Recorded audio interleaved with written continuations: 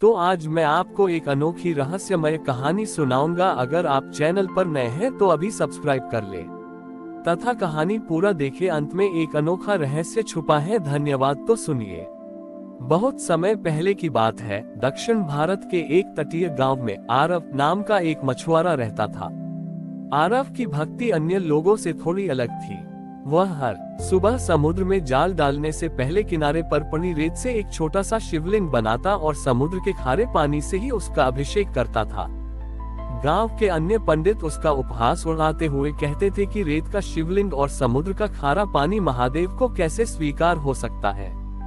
शिव को तो गंगाजल और शुद्ध दूध प्रिय है। आरव उनकी बातों पर ध्यान नहीं देता था। एक बार गांव में भयंकर अकाल पड़ा। नदियां सूख गईं और कुओं का पानी पाताल में चला गया। पीने के पानी की एक एक बूंद के लिए हाहाकार मच गया। गांव के लोगों ने तय किया कि वे महादेव को प्रसन्न करने के लिए एक विशाल यज्ञ करेंगे। यज्ञ का लिए पवित्र नदियों का जल मंगाया गया, लेकिन भीषण गर्मी के कारण रास्ते में ही वह जल सूख गया। यज्ञ अधूरा रह गया और लोग निराश होकर अपनी मृत्यु की प्रतीक्षा करने लगे। आरव ने देखा कि प्यास से पशु पक्षी दम तोड़ रहे हैं। उसने समुद्र किनारे जाकर रेत से अपना वही छोटा सा शिवलिंग बनाया। उसकी आंखों से आंसू गिर रहे थे। उसने प्रार्थना की, हे नीलकंठ, आपने तो जगत को बचाने के लिए विष का पान किया था। क्या आज आप अपनी इन संतानों को प्यासा मरते देखेंगे? यदि मेरा खारा जल और रेत की भक्ति सच्ची है तो इन मासूमों की रक्षा करें। आरव का विलाप इतना गहरा था कि उसने अपनी सुध बुद्ध खो दी और शिवलिंग को गले लगा लिया। तभी एक विस्मयकारी घटना घटी। समुद्र की एक विशाल लहर उठी और आरव के बनाए रेत के उस शिवलिंग को अपने भीतर समा लिया।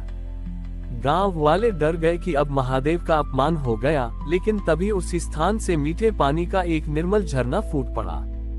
खारे समुद्र के किनारे मीठे पानी का स्रोत निकलना किसी चमत्कार से कम नहीं था।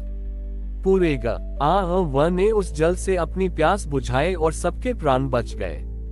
जब लोगों ने उस झरने के उद्गम को देखा तो पाया कि जल की हर धारा से हर हर महादेव की गूंज आ रही थी। वह अहंकारी पंडित भी समझ गए कि महादेव को सोने का पात्र या गंगाजल नहीं, बल्कि भक्त के आंसुओं की पवित्रता चाहिए।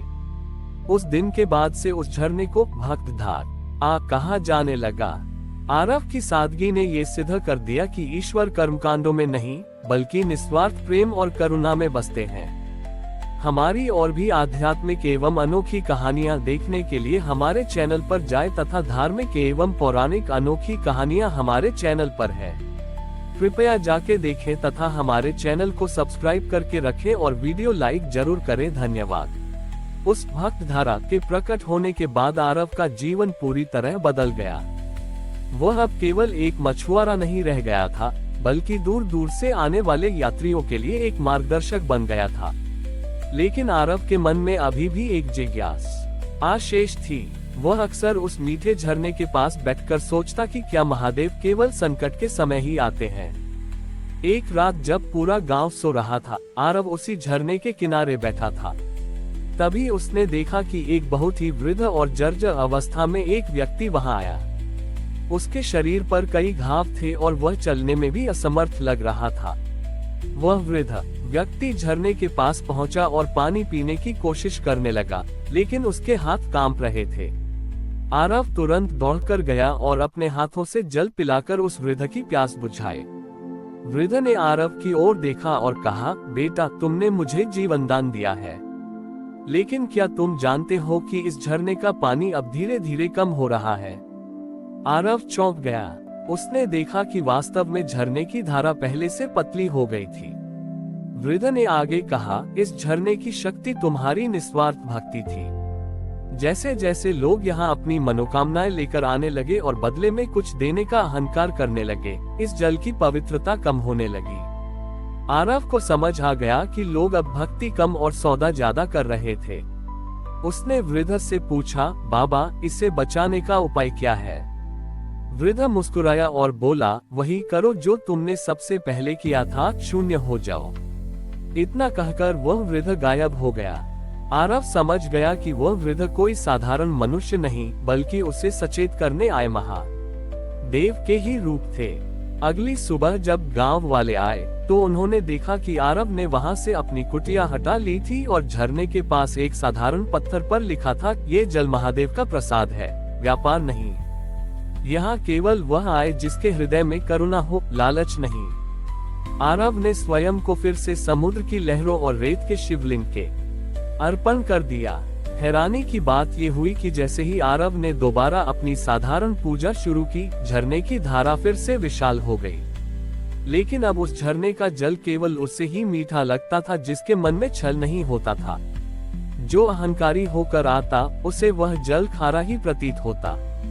इस तरह महादेव ने आरव के माध्यम से संसार को ये सिखा या कि भक्ति कोई प्रदर्शन नहीं बल्कि एक गुप्त साधना है जो अहंकार के स्पर्श मात्र से ओझल हो जाती है।